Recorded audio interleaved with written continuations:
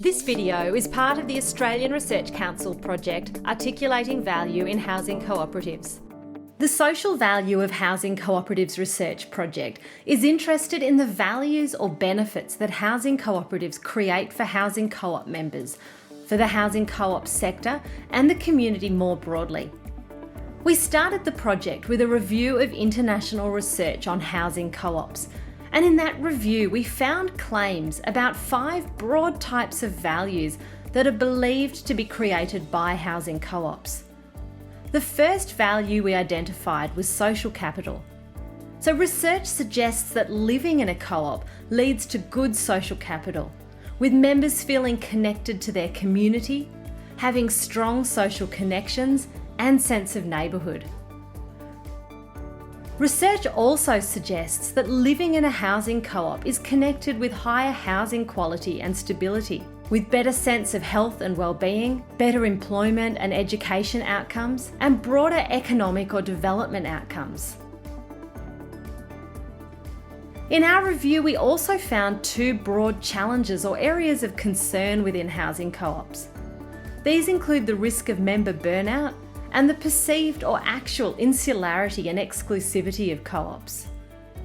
However, in a lot of the studies that we looked at, it was hard to tell if or how co-ops actually deliver these benefits. While many studies proposed a correlation or a connection between the values and living in a housing co-op, most didn't control for other factors or variables that could be driving those outcomes. So for example, they didn't control for broader factors like the quality of the neighbourhood outside the co-op, or the age and quality of the housing, or member demographics. Not controlling for outside factors means that it's not clear whether it is being in a housing co-op or some other factor that creates values like social capital.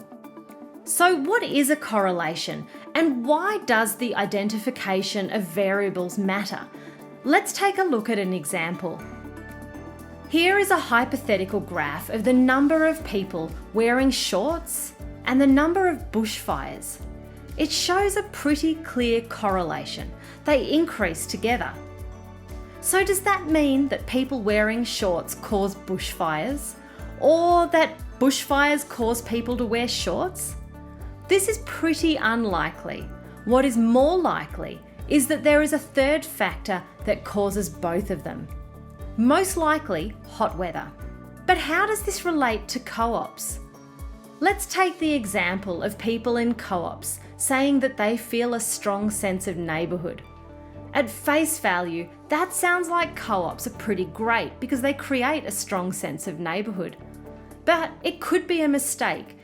It could be like saying that people wearing shorts cause bushfires. There are 2 phenomena here that show a similar pattern: living in a co-op and feeling a strong sense of neighbourhood.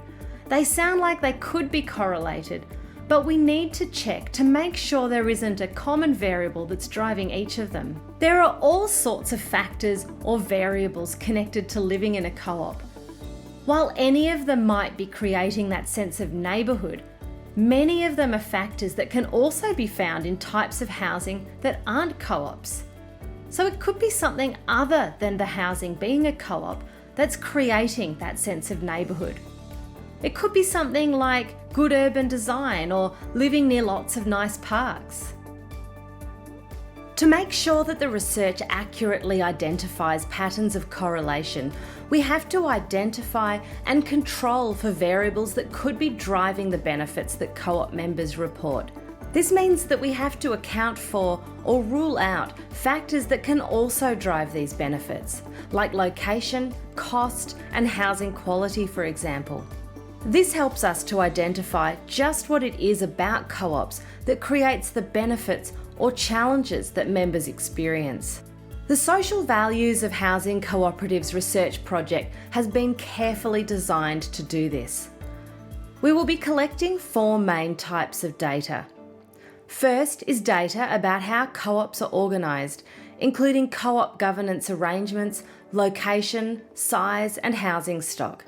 Second is data on the nature and extent of the work done by co-op members or their staff. Third is survey data on members' experiences of living and participating in co-ops and their demographic data.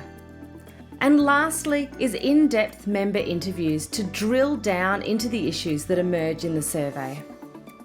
If we can explain how co-ops produce benefits, that helps the co-op housing sector to learn about what works and communicate this to others. Once we've collected the data, we'll be testing claims about the benefits of co-ops by looking for patterns, while at the same time controlling for factors that might be confusing the picture. How we will do that will be covered in a later video, so remember to subscribe for updates or keep coming back to our channel. There are links to more information on correlation and causation below, as well as the role of bias in human thought and science. There are also links to get in touch with the project team to learn more about the project or to find out how you can be involved.